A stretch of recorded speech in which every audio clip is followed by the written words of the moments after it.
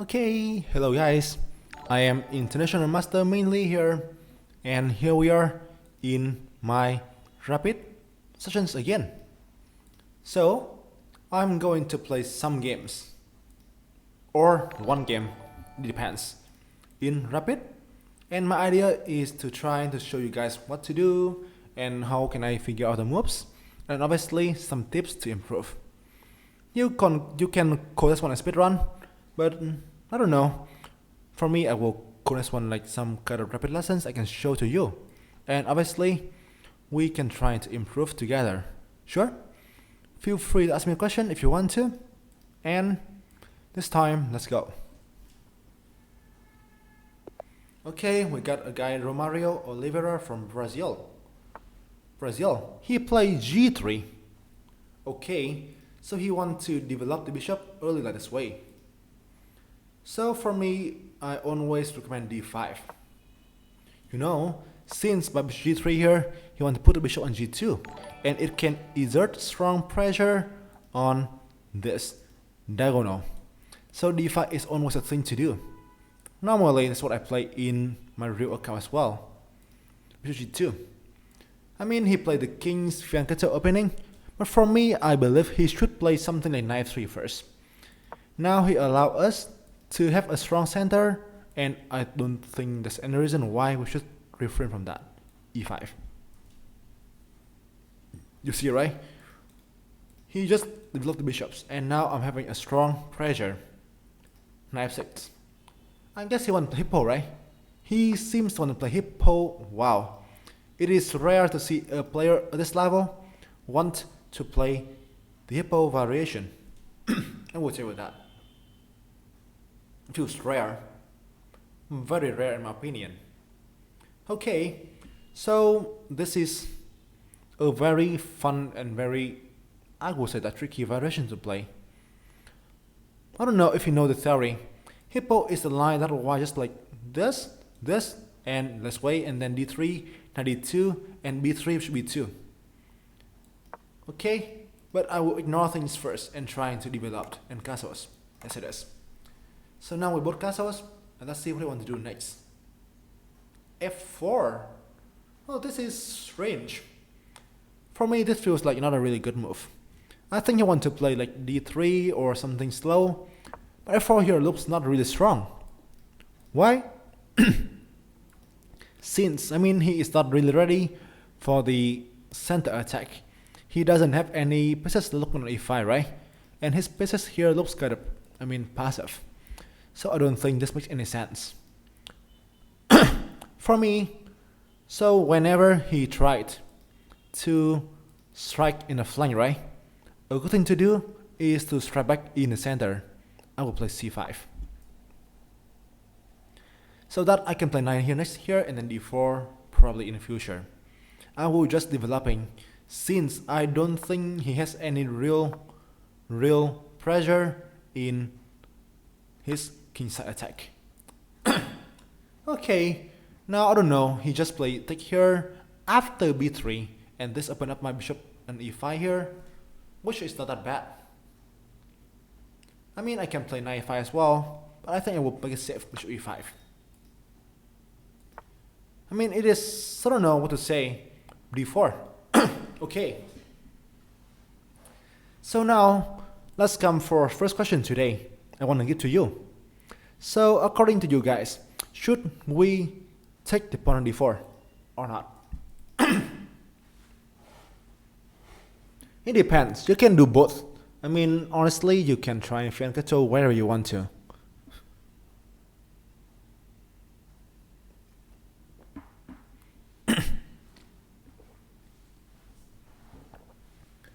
Okay, so this is not an easy question to answer.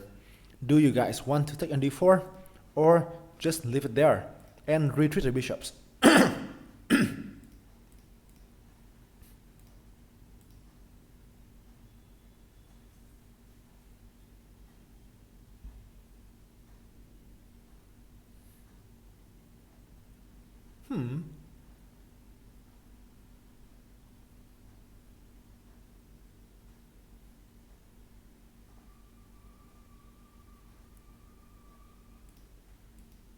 Okay, let's go.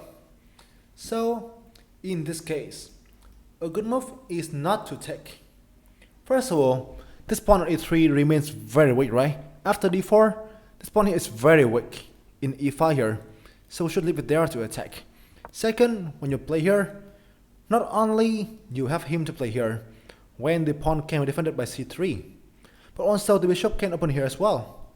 So here, the most important thing is that we can see this pawn is weak.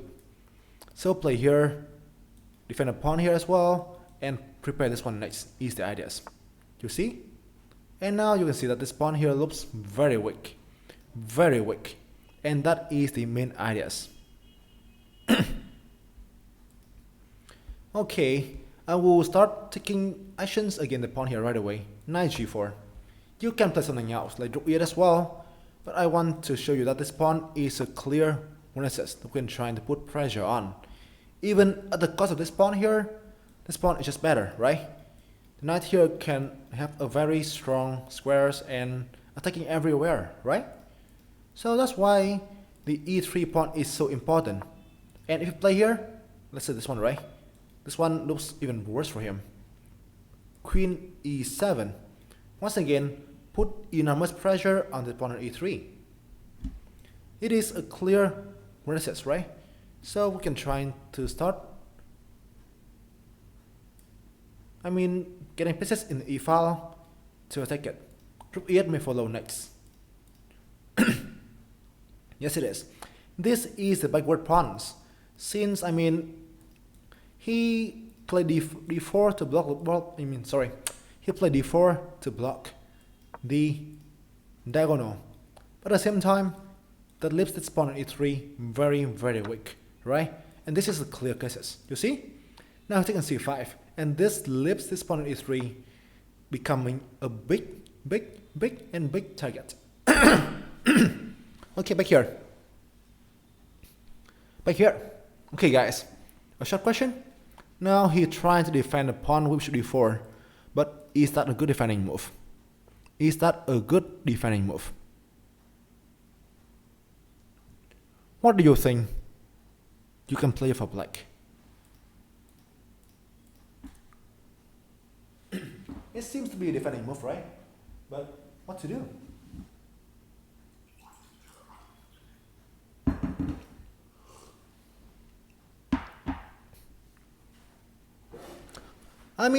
To be honest, this is not a bad defending move. Since he played dc5, he must see this one at first. Now d4 here allow ed4. And to be honest, it's not very easy. I will play something else. Knight e3. I want to mention that this pawn here is still hanging, right? We have the e file here and this one as well. And this is example. You see, he is still in serious pressure of the e file. And obviously, rook e3 allow bishop d4, and the pin here gives us the rook on e3. You see? Now d4 can take it like ed4 here probably, and this is not easy. Also, one thing I mentioned when I make the speedrun is that I don't really make the best move. I just want to make some simple move, allow you guys to obtain a good position and something logical to understand. Okay, next. Next, I'd like to play how to keep exerting pressure, how to develop a piece with a strong attack.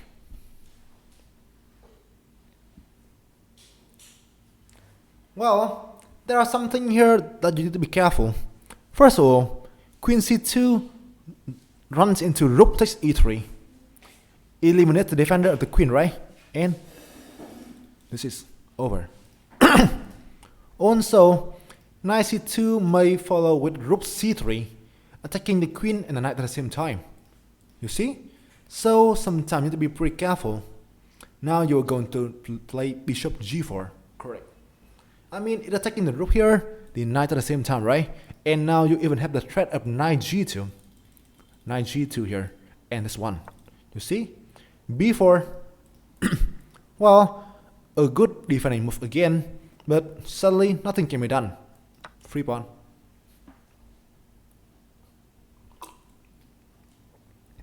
He want to, I mean, like queen b4 here, something else, I don't know. He want to just trick us, but just take the pawn here for free, and all of these threats are still here, right?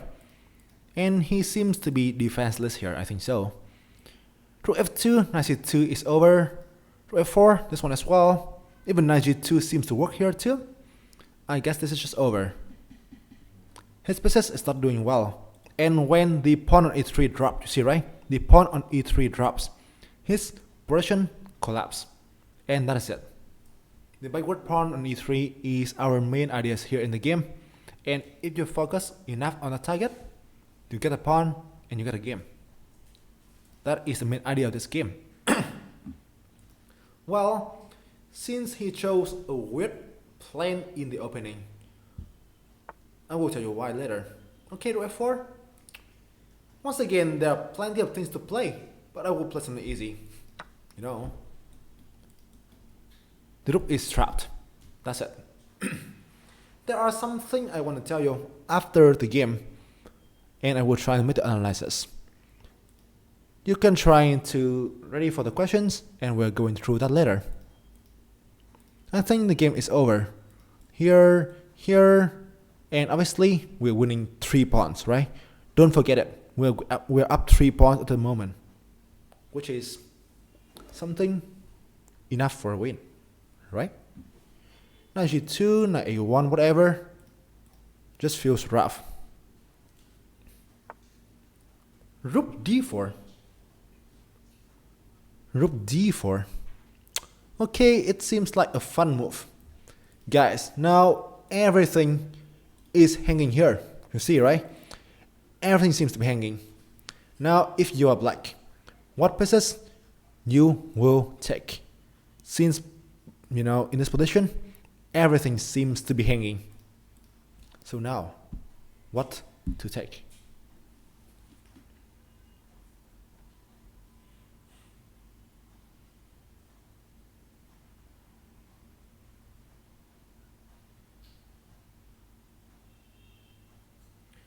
We are getting into a situation that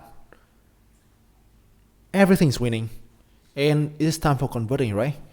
But obviously we still need to be very careful, and we don't and we should not give him any counter play, right? Give him any counter play at all. So now the thing you can see here is that plenty of these pieces are hanging, right? But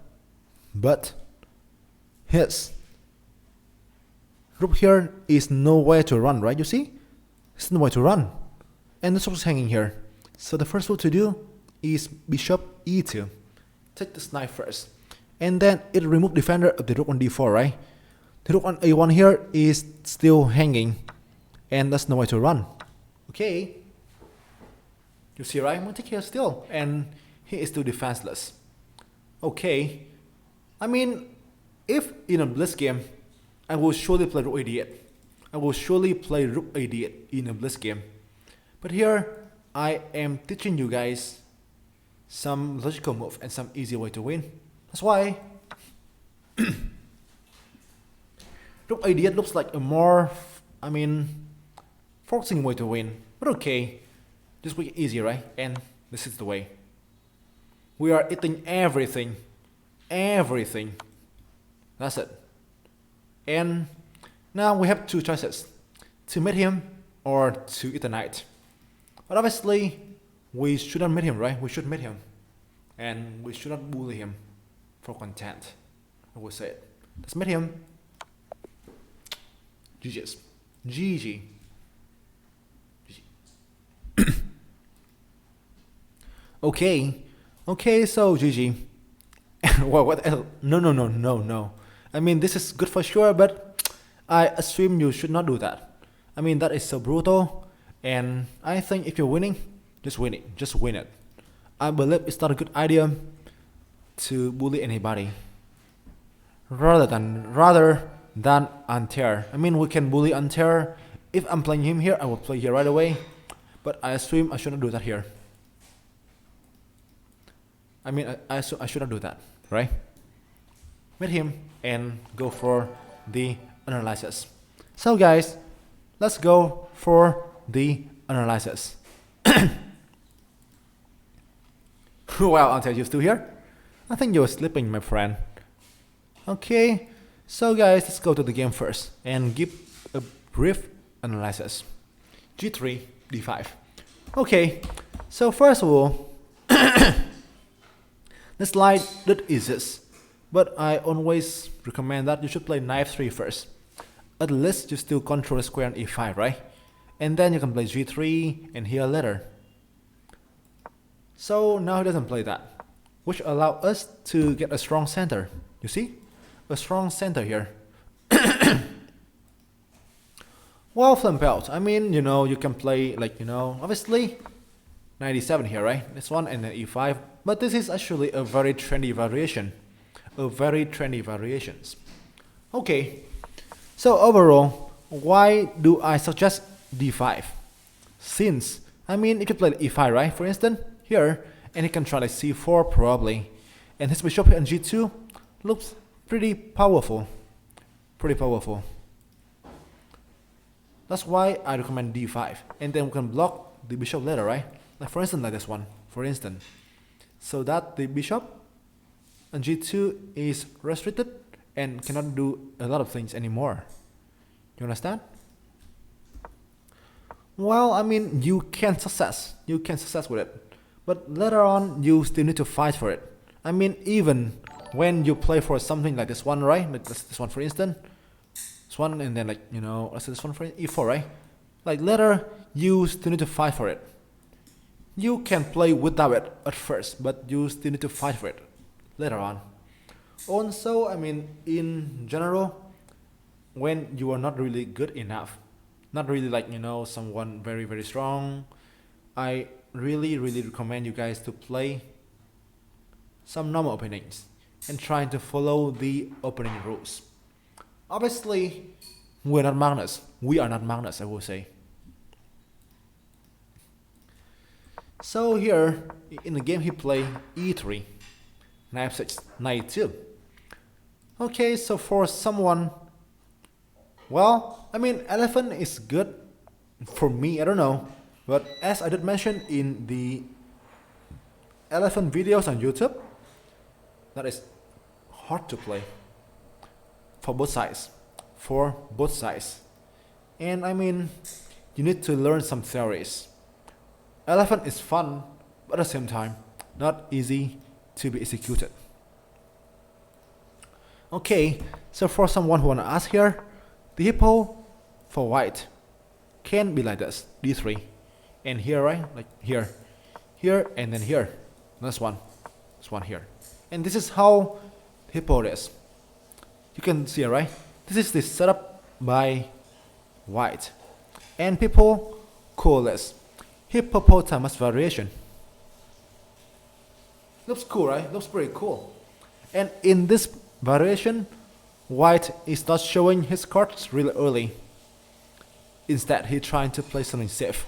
And you can try and play something like, I don't know, like A3, B4, C4, whatever, later in the game. It looks quite solid, right? Looks quite solid. And I mean, I don't know, I guess it looks like hippo, it looks like hippo, I guess so. It looks like hippo, I suppose. I think there are some names, right? There are some names, I mean some opening names. There's some opening names with the animals, right? Hippo can be the first one here. There's something else I forget actually. Elephant as well. Dragon, yeah, dragon for sure. Yeah, hedgehog for sure. Plenty of things. And bird as well. There are plenty of things. Well, I mean C4 is the way. Normally you're doing that. F4 will weaken the pawn here, as in our game, right? So I think the way to play is like A3, B4, C4, and slowly play in the center like this. Slowly. Yeah, orangutan as well. Crab, plenty of stuff. Wait a second. Benoni is not an, I mean, it's not an animal, right?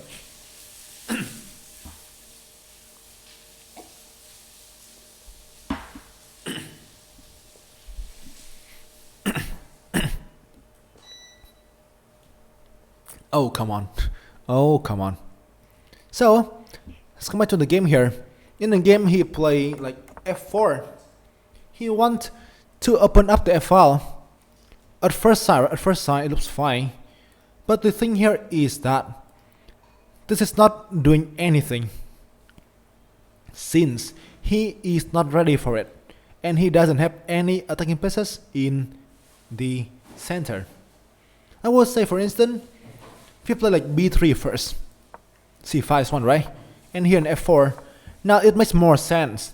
At least he got a bishop pointing on E5, right? And this kind of thing somehow resembles the bird. Somehow resembles the bird opening. Okay, Benoni. Okay. Yes. Yeah, I mean, I should think about that. Yeah. I mean, Lefong's good. Lefong is really good. I mean, he has like 6 times sub scout more than me, you know. He has like 12,000 subs, and we have like 200 subs, and that is a big difference. Okay, just joking for sure. So, back to the game here. So, F4. And I don't see any real challenges in the center. That's why I just play C5. You know, ready to strike here. Also, I don't want to block my knight. If you play this one, right? Somehow you can't play C5 anymore. So I play C5 first, in order to play here later on, and maybe even play D4 to maybe block his bishop. You see? And that is the ideas here in the game. So B3, right here. Well, I assume I should play this one. I assume. In the game, if I have this position, I may play Queen E7 or Rook E8 here, with, I will say, a pretty playable position for black. Well, huge difference. I mean, let's say like here, right? This one only control the E5 squares. That's it. This is, a safer way to play. Normally, if you want to play something solid, this is a move. But now you can play more active. Why not, right? This one also control D4 as well, and looks more active. Also, this square block the bishop. You see? So if you can, play knight c6, which obviously is a more active and a thing that allow you to be able to attack the center later. You understand me? So I will say that I love knight c6 more. If you can do that. Takes here, takes, and d4, and well, this is one of the most important moment of the game, and this is a very important lesson for you guys to learn. We want to play here, right? This one looks like very normal move, but that is something I don't think that is the best, since he can take back here, right?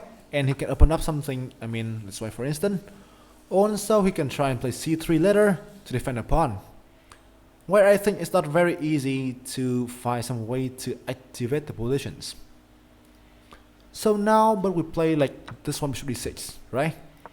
We leave the pawn on e3 here, still very weak. This is the backward pawns, and now we had a very clear target to attack, right? And you can see that it somehow looks poor for him to find a way to improve pieces.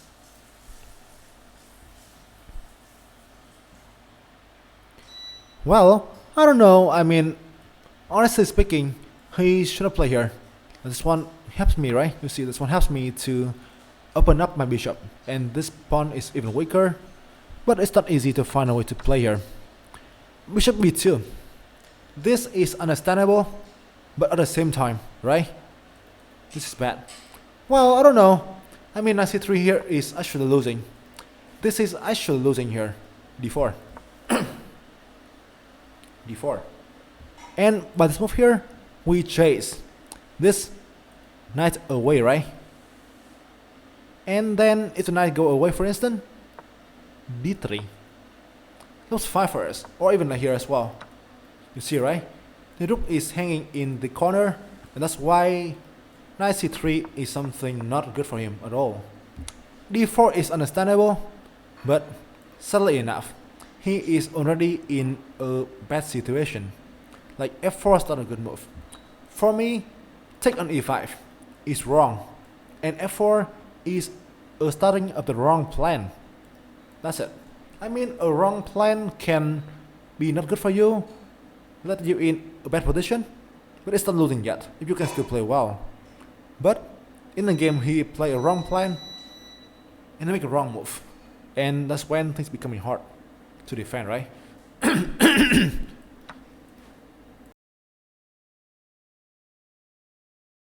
Well, I mean, c3 is fine too, but you can see that, right? It looks so passive. All of his pieces looks very passive. It can be seen clearly, right? So I would say it's just hard for him to choose the best move to play, since he is already in a pretty cramped situation. You understand me? Oh, Brandon, come on. Come on, I mean, you can teach me, bro. You can teach me. You can teach me, I mean.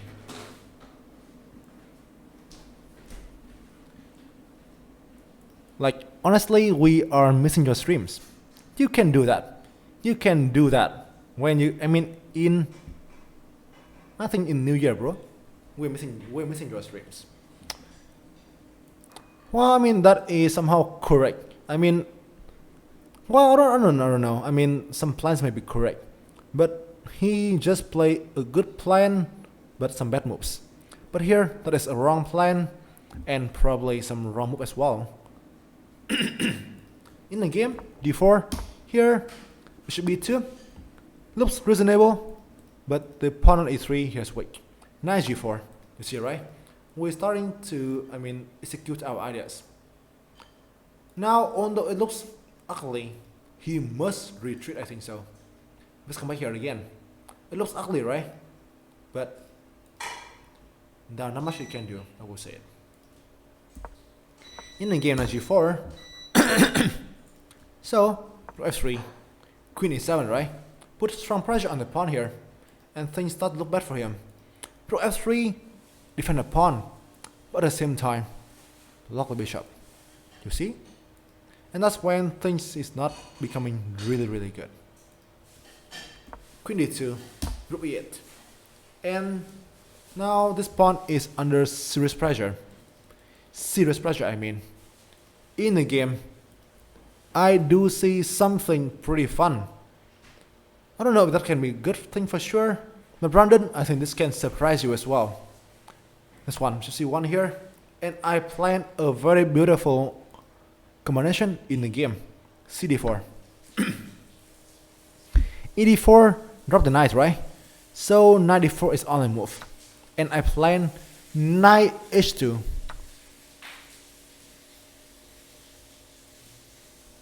When things is getting very dangerous for him. You see, right? And this is my plan. King h2, I can just play, I mean, queen h4 here, or here first maybe, and then here. And this looks super scary, right? Looks super scary. I will say that.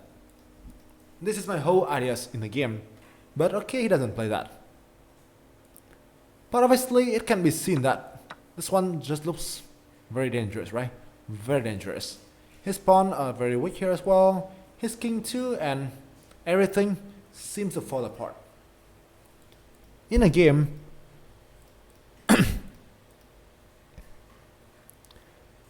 bishop d4 was played. So now I can take the pawn here for sure. Knight d4, as mentioned by someone in the chat, is not something so strong since you can play here. And the bishop is also hanging as well, right? I don't really want to trade anything. So bishop here, we can knight c3 probably, right? And I think he can defend for a while more. That is why here I just want to play knight e3 first. And the fun thing for him is that he can't even defend the pawn. Rook e3 allow this one, right?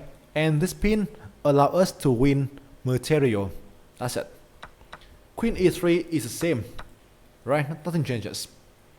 In a game, he played bishop c5, which is even worse. You see, right? And now on this thing here, seems so bad. I mean, there are no defense whatsoever, right? Whatsoever. H1, bishop g4. So guys, be careful. Even when you're winning, be careful, since converting is something that can be tricky at some moment. First of all, queen c2 here will simply turn something winning to absolutely losing. This one is a small tactics, right? To eliminate the defenders here, and your back rank is also not really good. And this is gonna be a bad finish, right? This is a bad finish. Knight c2, rook c3 is also the same thing. I would say this is also the same thing, right? And this is not the best way you want to play as well. So even when you're winning, be careful. Be careful. Sometimes you can mess it up. Even if you don't want it for sure, but you can still mess it up. Bishop g4. I developed the bishop, right? Attacking the rook here, open up the 8th rank from my rook here on 8 as well, and attacking the knight on e2. Well, knight g2 is pretty fine too if you want to simplify. This one, right? It's pretty good too if you want to simplify, since the white pieces it looks so bad, right? But here I just want to continue the attack, since I can see that I, not only up a pawn here, but also having a strong pressure, right? My pieces look so good. That's why. Rook b4. I mean, you can take here, whatever, but just simply knight b4. Win another pawn and get a knight into the game, right? Well, as I mentioned earlier, knight c2 allow rook c3, and it is not easy anymore. That's why even when you're winning, be careful. Sometimes things can be tricky. Don't do that. In a game before takes, and now once again, you see, right? Things are just hanging for white at this moment. Rook f4, boom. Rook d4. Okay guys, so once again, let me explain why I do not take on a1. This one is already dead, right? In the corner, it's already dead. So there's no rush to take that. Instead, you take the knight here, which leave the rook here hanging as well, right? And that is much easier. You don't need to be rushed when you're completely winning. The rook is nowhere to run in the corner, right? Take here first. And queen e2 allow queen d4, and this is poor, very poor for him, I will say it. In a game, so rook d5 takes back, right?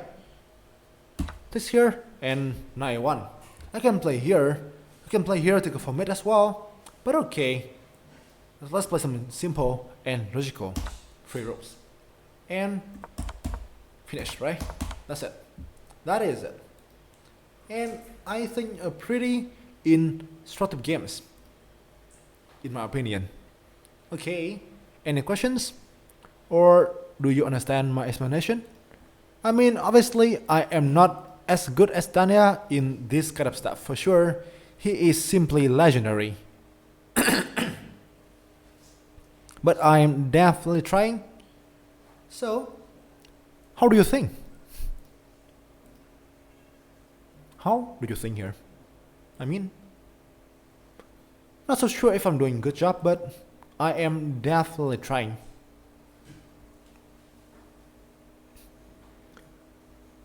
How do you put conclusion like candidate moves or focusing for a long time? I mean, for me that feels tough, but okay. You can try to just, thinking slower, trying to calculate things, and trying to list all of the candidate moves. Okay guys, thank you for all the compliment. So let's stop recording here.